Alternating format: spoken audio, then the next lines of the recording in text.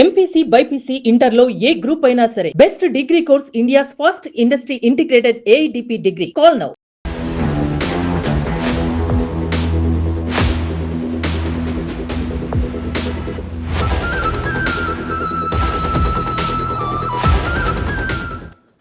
హైదరాబాద్లో మరో దారుణ హత్య చోటు చేసుకుంది. మీర్పేట్ పోలీస్ స్టేషన్ పరిధిలో రౌడీ షీటర్ నందనవనం సూరి హత్యకు గురయ్యాడు.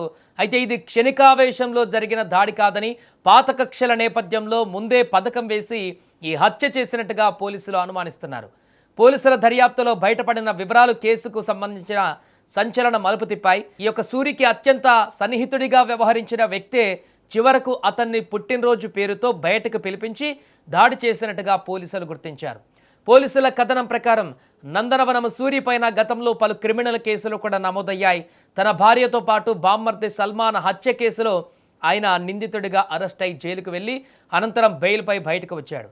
తాజాగా ఆయనపై నగర బహిష్కరణ ఉత్తర్వులు కూడా అమల్లో ఉన్నట్లు పోలీసులు తెలిపారు. ఇదే సమయంలో సల్మాన్ సోదరుడు అఫ్రోజ్ సూరితో కొంతకాలంగా సన్నిహితంగా ఉంటూ నమ్మకం సంపాదించినట్టుగా దర్యాప్తులో తేలింది. ఇక ఘటన జరిగినటువంటి రోజు స్నేహితుడి పుట్టినరోజు ఉందని చెప్పి అఫ్రోజ్ సూరిని టీకేఆర్ కాలేజీ సమీపానికి తీసుకువెళ్ళినట్టుగా పోలీసులు గుర్తించారు. అక్కడికి చేరుకున్న తర్వాత సూరి కళ్ళల్లో పెప్పర్ స్ప్రే చల్లి వెంటనే కత్తితో విచక్షణారహితంగా దాడి చేసినట్టుగా ప్రాథమిక విచారణలో గుర్తించారు. దాడి జరిగిన వెంటనే నిందితుడు అక్కడి నుంచి పరారైనట్లుగా సమాచారం. తీవ్రంగా గాయపడిన సూరిని స్థానికులు వెంటనే సమీపంలోని ప్రైవేట్ ఆసుపత్రికి తరలించారు. అయితే చికిత్స పొందుతూ ఆయన మృతి చెందినట్టుగా వైద్యులు నిర్ధారించారు. సమాచారం అందుకున్నటువంటి వెంటనే ఆదిబట్ల ఏసీపీ ప్రదీప్ కుమార్ రెడ్డి, మీర్పేట్ పోలీసులు క్లూస్ టీం ఘటనా స్థలానికి చేరుకొని అక్కడ పరిశీలించారు. ఘటన జరిగిన ప్రాంతంలోని సీసీటీవీ ఫుటేజీలను స్వాధీనం చేసుకొని ప్రత్యక్ష సాక్ష్యాలను విచారిస్తున్నారు.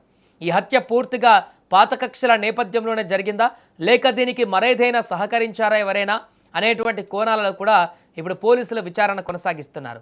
పరారీలో ఉన్న నిందితుడిని పట్టుకునేందుకు ప్రత్యేక బృందాలు గాలింపు చర్యలు కూడా చేపట్టాయి. ఈ ఘటనతో మీర్పేట్ పరిసర ప్రాంతాలలో ఒక్కసారిగా ఉద్రిక్త పరిస్థితులు నెలకొన్నాయి. హత్యకు గల కారణాలు, ఈ కేసులో ఉన్న కక్ష ఈ హత్యకు కారణమై ఉండవచ్చంటూ అనుమానిస్తున్నారు. అయితే అసలు కారణం ఏంటి, ఈ దాడిలో మరెవరైనా పాల్గొన్నారా అనే అంశాలు కూడా దర్యాప్తులో తేలాల్సి ఉంది. ప్రస్తుతం పోలీసులు కేసు నమోదు చేసి నిందితుడి కోసం ముమ్మరంగా గాలిస్తున్నారు. సీసీటీవీ ఫుటేజీలు, ఇతర ఆధారాల ఆధారంగా దర్యాప్తునైతే ఇప్పుడు వేగవంతం చేశారు.